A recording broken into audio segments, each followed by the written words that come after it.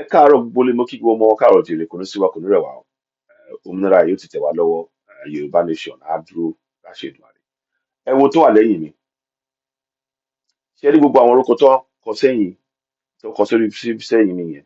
Gbogbo wọn APC náà wà tẹ́lẹ̀ o. Nígbà tá Aṣíwájú wọlé, gbogbo wọn pátápátá wọ́n ti kúrò nínú APC, wọ́n ti lọ sí inú PDP.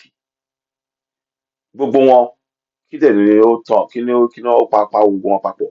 Gbogbo àwọn tó fi APC lẹ̀ Fúlàní ni wọn o.